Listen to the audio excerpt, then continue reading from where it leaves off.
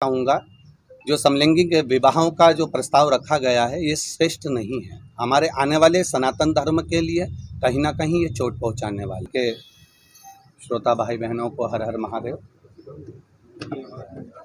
बाबा देवाधिदेव महादेव की कृपा, चकलेश्वर महादेव की कृपा, कहीं ना कहीं मनुष्य के भीतर शिव तत्व रहता ही है। ऐसा कोई मनुष्य नहीं जिसके अंतर्गत शिव तत्व ना हो।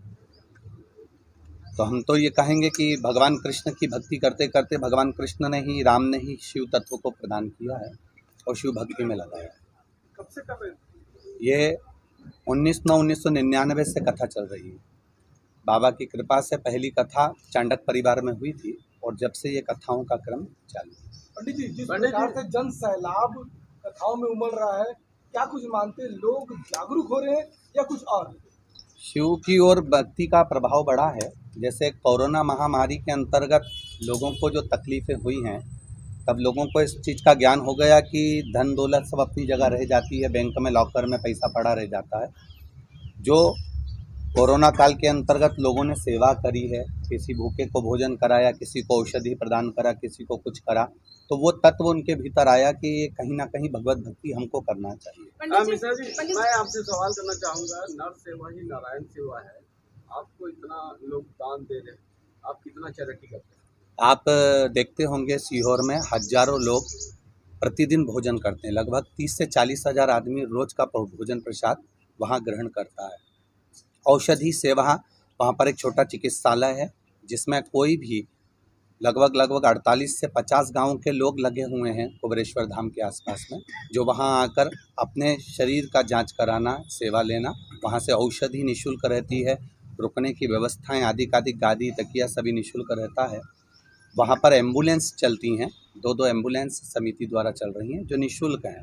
जैसे मान लो किसी का स्वास्थ्य ज़्यादा गड़बड़ हो गया और कोई बाहर है, या किसी का बॉडी है या कोई तकलीफ हो गया है, तो उसको वहाँ तक निःशुल्क, कोई पेट्रोल डीजल या कोई पैसा उससे नहीं लिया जाता। वो सब कुबेरेश्वर धाम के द्वारा ही महाराज जी, मैं कुबेरेश्वर धाम गया था, वहाँ पे महिलाओं के लिए वॉशरूम तक की व्यवस्था नहीं थी। खाना खत्म हो जाता है तो भगा दिया जाता है। नहीं। आपके जो कमरे बने वहाँ ताले लगा दिए जाते हैं और जो गौ सेवा के नाम पे पैसा लिया जाता है, वहाँ मात्र 20 से 25 गाय है सिर्फ जी। और आपने देखा होगा वहाँ पर व्यवस्थाओं के अनुसार, जैसे जो लेटरिन बाथरूम है आपने देखा होगा, वो वहाँ पर काम अगर चलता है, जैसे अभी भी लेटरिन होम टूटी पड़ी हुई है, तो उनकी जब व्यवस्था थोड़ी रूप में, जैसे 50 लेटरिन है तो 25 लेटरिन की व्यवस्था जब हम लोग सही कर देते हैं तो 25 के ताले खोल देते हैं।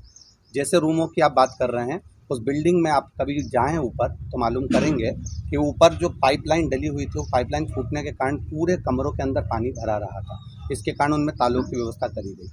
गौ माता की सेवा, हमारा सनातन धर्म ये कहता है कि आपके घर में अगर एक पुत्र है, उसी को आप अच्छे से पाल लेंगे तो आपकी जीवन की सार्थकता होगी। हम उतनी ही गायों को रखना पसंद करते हैं अपनी गौशाला में जितनों की हम सेवा कर सकें।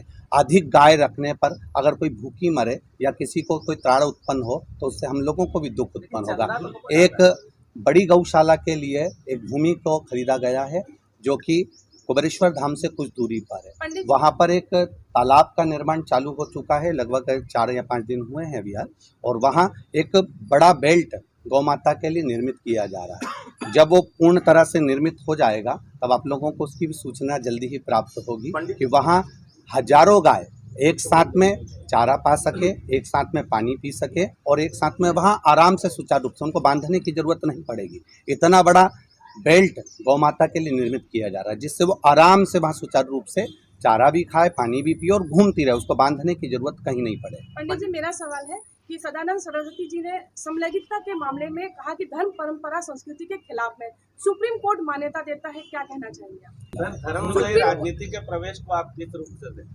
देखिए, राजनेता और धर्म ये दोनों चीज़ें हमारे यहाँ पुरातन समय से चली आ रही है।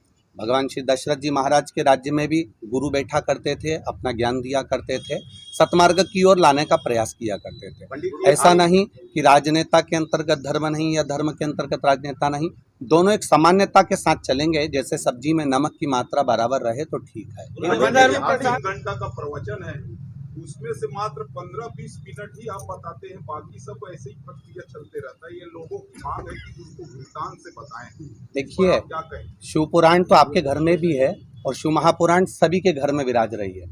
अगर वही की वही शिव विवाह को हम प्रस्तुति देते रहें या भगवान गणेश जी का ही वर्णन हम करते रहें तो जनमानस समझेगा कैसे? जनमानस को शिव कथा के माध्यम से जो लौकिक कथाएं हैं, हमारे भीतर के जो दोष हैं, हमारे भीतर में हम क्या गलती कर रहे हैं, माता पिता का स्वभाव क्या होना चाहिए, बच्चों का बहुओं का स्वभाव क्या होना चाहिए, ये शिव तत्व को जानने का प्रयास करें। पंडित जी, आपसे एक सवाल है। आपने एक बयान दिया था जिसमें कहा था कि घर का एक बच्चा आरएसएस में हो या बजरंग दल में हो। क्या आप बीजेपी के राष्ट्रीय मतलब स्टार प्रचारक हैं? स्टार प्रचारक तो मैं महादेव का हूँ। मूल रूप से शिव जी का प्रचार मूल रूप से हम लोगों का मूल तत्व है। उसमें ये नहीं है कि भाजपा या कांग्रेस के लिए, जो हमारे सनातन धर्म को पोषणता प्रदान करे, जिस पेड़ से हमको छाया मिल रही है उस पेड़ के नीचे अगर जल डालेंगे तो हो सकता है आने वाले समय में वो फल भी दे। तो उस भाव से कहा है कि कहीं ना कहीं किसी न किसी रूप में हमारा सनातन धर्म मजबूत होता है। भूपेश बघेल गोधन न्याय योजना चला रहे, क्या मानते हैं आप? बहुत अच्छी बात है, उससे बढ़कर कोई सुख नहीं है। उन्होंने रायपुर के व्यासपीठ के नज़दीक में आकर कहा था कि हम लोग जो नंदी होते हैं, बैल जिसको लोग काटने के लिए छोड़ देते हैं, उसको भी वो पालन कर रहे हैं। उसके लिए हमने उनको साधुवाद भी दिया था कि आपकी ये योजना बहुत सुंदर है और होना चाहिए। राजनीति के अंतर्गत अगर आप धर्म को साथ लेकर चल रहे हैं या कहीं ना कहीं किसी जीव की रक्षा कर रहे हैं, उससे बढ़कर कोई सुख ही नहीं। पंडित जी, आपके भक्तों की गिनती कर पाना मुश्किल है कहीं, लेकिन जो आपके पास आते हैं वो वीआईपी कल्चर है। कहीं आप ऐसा नहीं, वीआईपी कल्चर से बड़ा आम भक्त से आप नहीं मिलते हैं? ऐसा तो कभी हुआ नहीं। हम लोगों को, आप लोगों ने व्यासपीठ पर जितना सुना होगा और यहाँ पर भी जो कथा हुई हैं, भिलाई नगर में भी जो कथा हुई है या रायपुर में भी जो हुई हैं, जो व्यासपीठ से हम लोग कहते हैं वो बिल्कुल पक्का कहते हैं कि हम किसी से नहीं मिलते। और आप यहाँ पर भी जो द्वार पर खड़े हों या पुलिसकर्मी खड़े हों या प्रशासनिक खड़े हों, आप उनसे पूछना कि सीवर वाले महाराज किसी से मिले क्या, या कोई वीआईपी उनसे मिलने के लिए आया है? फोटो तो आ रही है। कौन वीआईपी के साथ आपकी फोटो आई होगी? एक तत्व के लिए स्मरण में आपको आया होगा कि एक माता जी ने एक शिव नाम का उच्चारण अपनी पुस्तक पर जब लिखा है तो उस पर शिव तत्व की छवि बनी हुई है। वो जब लेकर हम लोगों को दिखाने के लिए कोई भी, जैसे वहाँ एक भैया रायपुर से पैदल चल कर आए तो हम लोग उनको मंच पर बुला। कोई चीज़ अगर हमारे सामने अच्छी आती है और कोई दिखाने आता है तो उसको भगा तो ना देंगे ना। शिव जी का स्वरूप जो है साधना का दिखता है, ध्यान का दिखता है, और आप टोटके बताते हैं। टोटकों से समाज में अंधविश्वास की बढ़ोतरी होती है, क्या कहते हैं इस बारे में?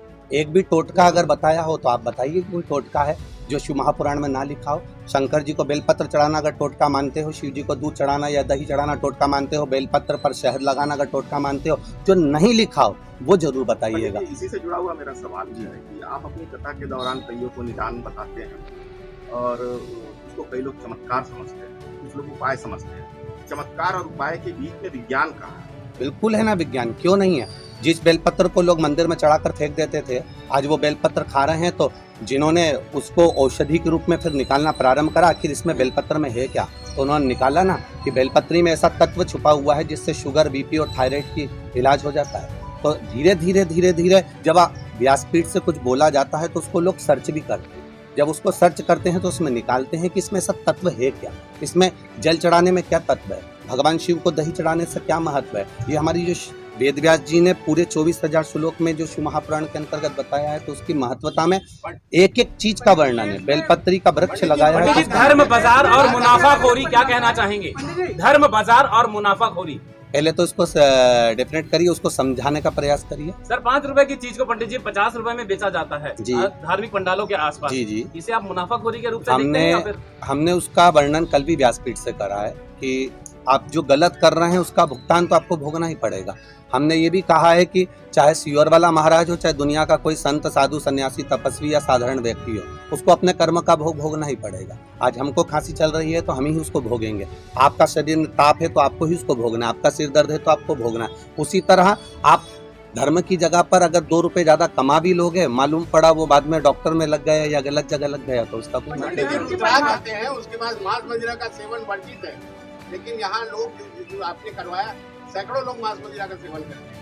रुद्राक्ष हमने धारण नहीं करवाया। ये हमारे आपने कभी भी हमारे मुख से ये नहीं सुना होगा कि आप रुद्राक्ष को धारण करो। हमारे मुख से ये सुना होगा कि उस रुद्राक्ष को अपने पास में रखिए, उस रुद्राक्ष की महत्वता को जानिए। आप पहन रहे हैं, वो मूल है।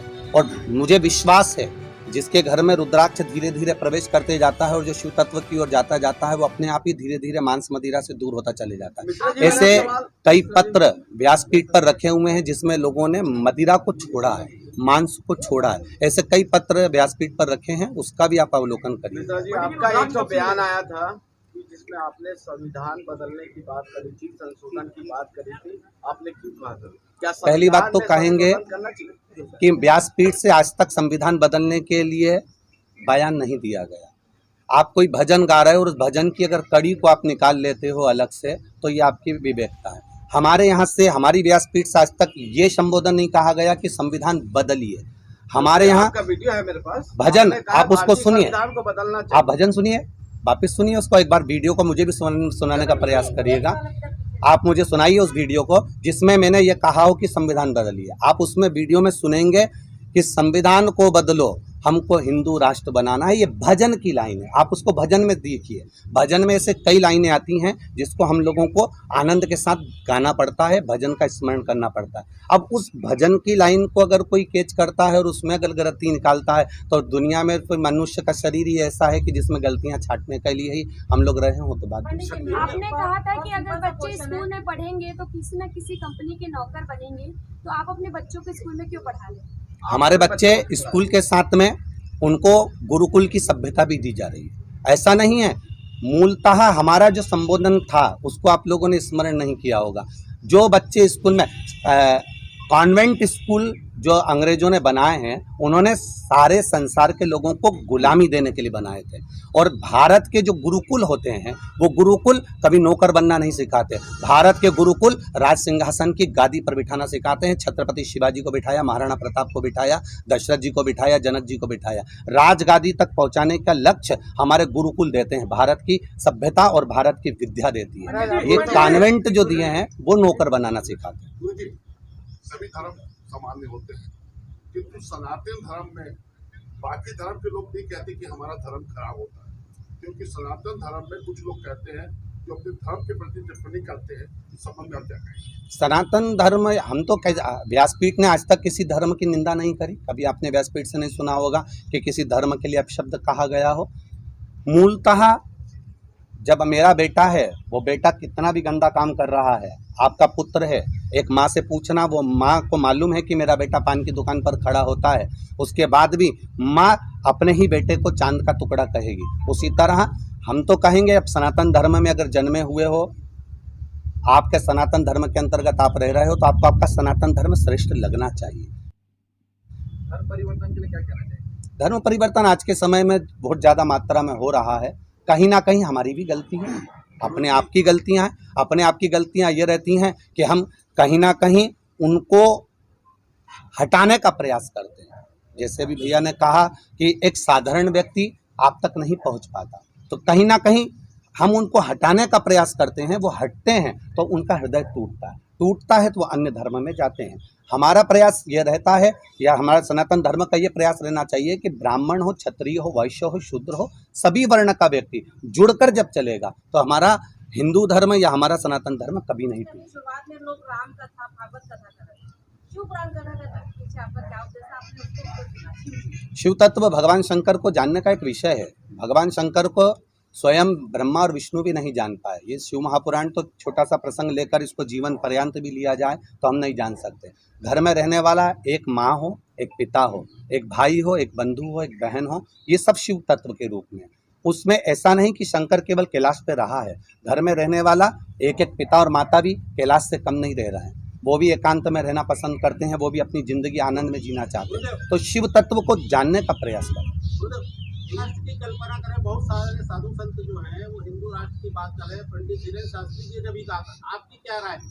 हमारा सनातन धर्म और ये हिंदू राष्ट्र, हम तो पहले भी कहे हैं, जो बंटवारे के समय चले गया वो चले गया, पर जो आज भारत की भूमि जो है और यहाँ जितने भी लोग रह रहे हैं, चाहे वो किसी भी धर्म के हों, किसी भी वर्ण के हों, वो हिंदू राष्ट्र के अंतर्गत ही रह रहे हैं। हिंदू राष्ट्र पहले भी था, आज भी और आगे भी रहेगा। उसके लिए विशेष कोई सील ठप्पा लगना मूल नहीं। अभी कैसे जागृत हो गए साधु संत जी, वो हिंदू राष्ट्र की बातें हो रही? अब ये उनकी सोच है, परंतु हमारा भारत तो पहले से हिंदू राष्ट्र है। यहाँ पर जहाँ भगवत भजन है या आदर का, या किसी के दुख को देखकर जो दुखी हो जाए, किसी के सुख को देखकर सुखी हो जाए, केवल भारत की भूमि पर ही एक ऐसा लक्षण है कि आपको तकलीफ है तो पड़ोसी को भी तकलीफ हो जाती है कि क्यों दुखी है। इसको सुख है तो भगवान की कृपा से उसको प्रसन्नता हो जाती है कि उसके यहाँ गाड़ी आई है। यह भारत की भूमि का लक्षण। तो यहाँ जहाँ पर एक आनंद का विषय रहता है, अपने हृदय में किसी के प्रति समर्पण का भाव रहता है, तो वो हिंदू सनातन धर्म ही हमारा है। जो राजनेता है, सभी धर्म अच्छे हैं, कोई धर्म बुरा नहीं है। अगर आप सत्कर्म की ओर आगे बढ़ रहे हैं, किसी प्यासे को पानी पिला रहे हैं, भूखे को भोजन करा रहे हैं, किसी जरूरतमंद को अगर कोई व्यवस्थाएं दे रहे हैं, तो सभी धर्म अच्छे। महाराज जी, आरक्षण पे पूरे राजनेता राजनीति करते हैं, सरकार बनाते हैं, आरक्षण का मुद्दा लाते हैं। आपकी नजर में आरक्षण कहाँ तक सही है? आर्थिक होना चाहिए, जातिगत होना चाहिए? हमारा तो इतना सा कहना है कि जिसको जिस चीज़ की ज़रूरत हो उसको समय पर ज़रूरत के अनुसार दे देना चाहिए। मूलतः आज अगर दवाई की ज़रूरत है और वो व्यक्ति हॉस्पिटल में तड़प कर मर रहा है और उसको हॉस्पिटल में दवाई बाद में मिले तो क्या मतलब? आज के हिसाब से जहाँ किसी को आर्थिक स्थिति की जरूरत है, केवल जातिवाद से मतलब नहीं है, किसी को जरूरत है उसको दिया जाए तो उसको सुख का अनुभव होगा। मूलतः अगर कहीं भगवान ने ये मानव का शरीर दिया है और मानव की देह दी है, तो प्रयासरत रहें कि हमारे शरीर के द्वारा या इस वाणी के द्वारा या अपने द्वारा कोई 10 लोग नहीं बदल सकते, परंतु कोई 4 भी बदल गए ना तो जीवन की सार्थकता होगी। वो 4 भी नहीं बदले, उनको बदलते बदलते अपन स्वयं भी बदल गए ना तो भी जीवन की सार्थकता होगी। राजनीति वाले तो निरंतर आते रहते हैं, पर हमको जाना नहीं शिव तत्व की। एक सवाल आपसे, क्या भारत देश में सनातनी जाग रहा है? क्यों नहीं जाग रहा? अगर सनातनी नहीं जागता तो आज पंडालों में इतना भीड़ ना होता है। आज उनके भीतर भक्ति जागृत हुई है। किसी को यहाँ पर पैसे देकर नहीं बुलाया गया। आप पंडाल में रात्रि के समय भ्रमण करिए, दिन के समय भ्रमण करिए, उनसे पूछिएगा, उनके 200 रुपये 500 रुपये खर्च हुए होंगे, ऑटो में लगे होंगे, तब जाकर वो कथा स्थल पहुँचे होंगे। आज के समय में जो शादी की पत्रिका देने आते हैं वो साथ में रिजर्वेशन भी कराते हैं कि मौसी जी आ जाना, तो भी मौसी जी नहीं पहुँचती है। तो यहाँ तो अगर वो पहुँच रहे हैं तो ये कहीं ना कहीं हमारा सनातन। अगर कोई गरीब आदमी पंडित प्रदीप मिश्रा से भागवत कराना चाहता है तो कैसे कराएगा? इतने कैसे कर पाएगा? पहले तो यहाँ जजमान विनोद जी भी हैं और वो पांडे जी भी हैं, और आगे रायपुर में जो बसंत जी कथा कराए हैं, भिलाई में एक अग्रवाल परिवार ने पूर्व में भी कथा कराई हैं। आप पूरे छत्तीसगढ़ क्या, मध्य प्रदेश क्या, महाराष्ट्र सब दूर जाकर पूछना सीहोर वाले महाराज जी को ये कितना रुपया दिए होंगे, एक बार जरूर जाकर पूछना। 70 लाख 40 लाख किस चीज़ की 40 लाख? किस लिए का 70 लाख? विनोद जी आकर कहें एक बार कि गुरुजी को 70 लाख रुपए दिए हैं। स्वयं बता दें। विनोद जी आइए, बताइए। मैं तो बोल रहा हूँ गुरुजी को कुछ नहीं है। आप बताइए ना विनोद जी, आप यहीं खड़े हुए बिल्कुल मीडिया के सामने बताइए कि गुरुजी ने 70 लाख 80 लाख 1 करोड़ 5 करोड़ 50 लाख अगर दिए हों तो एक बार यहीं से नहीं, व्यवस्थाओं में जो लगता है वो व्यवस्थाओं में लगता है।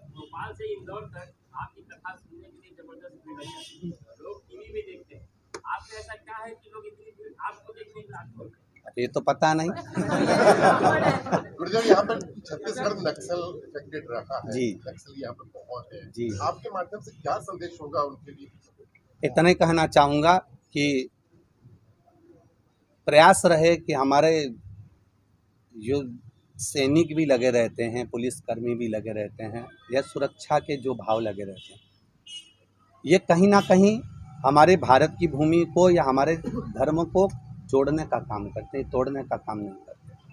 तो इतना ज़रूर कहना चाहूँगा कि नक्सल एरियो में जहाँ कहीं भी इनके ऊपर जो आक्रमण होता है और इनका परिवार बाद में रोता है या उनको तकलीफ़ होती है, वो कहीं ना कहीं बद्दुआ हमको भी नष्ट कर देती है। तो प्रयासरत रहें, अपने जीवन को अच्छा बनाने का प्रयास करेंगे तो जीवन साफ है। एक सवाल मेरा है, आप धर्म का प्रचार कर रहे हैं, पंडित धीरेन्द्र कृष्ण शास्त्री भी प्रचार करते हैं, पर कई बार वो ऐसी टिप्पणी कर देते हैं जिससे विवाद उत्पन्न हो जाता है। आज भी उन्होंने ऐसी कोई बात कही है, क्या कहना चाहेंगे आप?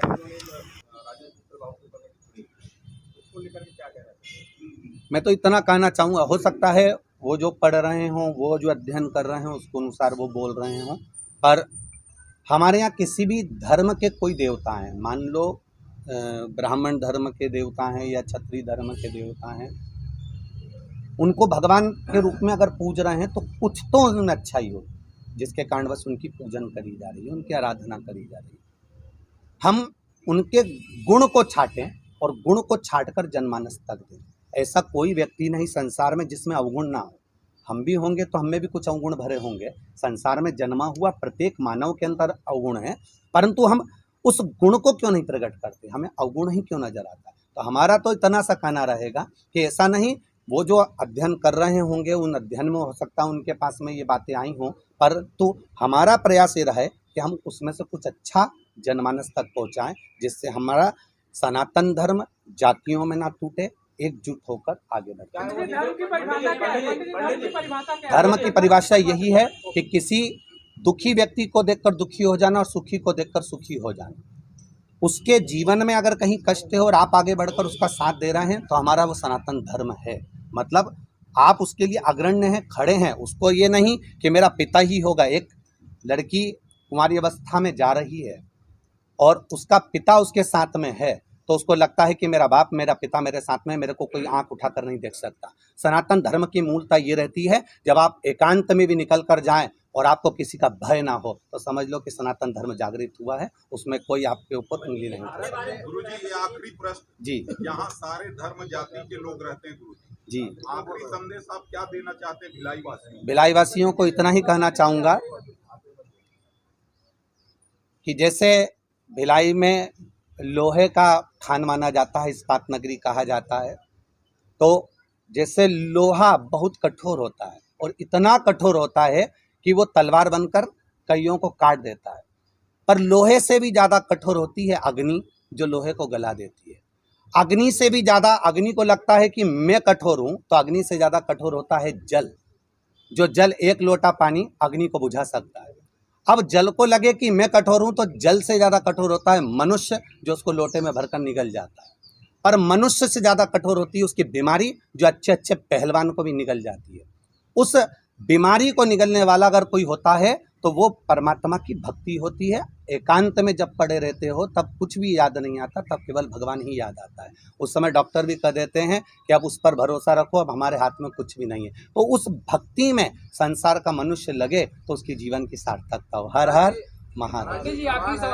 गंगा का जो आगमन होता है उस की घटा से होता है, ऐसा प्रकट है। भारत की व्यवस्था बदलती गंगा के आने के बाद, उस दौरान जो कठिन परिस्थितियों में गंगा का आगमन किया गया था वो राम के कुल से किया गया था। इस विषय में उस कठिन परिस्थिति में मानव ने कैसे उस जगह तक पहुंचे थे और इन कर्मकांडों का उपयोग किया था, जबकि आज कर्मकांडों का बढ़ावा हो गया कलयुग में। उस समय क्या उन्होंने जो मेहनत की थी, कई पीढ़ियां उनकी समाप्त हो गई थी। उस दौरान जो घटना घटी थी और जो उन्होंने साधना का उपयोग किया था, उसके बारे में क्या कहते हैं? कर्मकांड का प्रयोग उस समय पर तो उन्होंने जो किया वो केवल साधना का किया। भगवान की भक्ति इतनी करी, इतना विश्वास रख कर करी कि उनको लग गया था कि हम गंगा को पृथ्वी पर लेकर आएंगे। कोई भी एक लक्ष्य होता है। हमारे यहाँ कहते हैं कि अगर पानी निकालना है तो मालूम पड़े एक कुआं यहाँ खोद दिया 10 फीट 20 फीट का, दूसरा वहाँ खोद दिया 20 फीट का, 50 फीट का वहाँ खोद दिया, 60 फीट का वहाँ खोद दिया, एक भी कुएं में पानी नहीं आया। इसलिए हमारे माता पिता कहते हैं एक ही कुएं को इतना खोदे जाओ, इतना खोदे जाओ, इतना खोदे जाओ कि उसमें से पानी निकल जाए। अगर एक ही भक्ति में आप तल्लीन रहेंगे, और जैसे भागीरथ बाबा ने अपनी तल्लीनता रखी कि मुझे गंगा को लाना है, और विश्वास के साथ उनका परिवार, एक परिवार अकेला नहीं, भागीरथ जी अकेले नहीं, उनके पीछे के जितने भी राजा गए हैं वो उस गंगा को लाने का प्रयास करते रहे। अर्थात एक ही जगह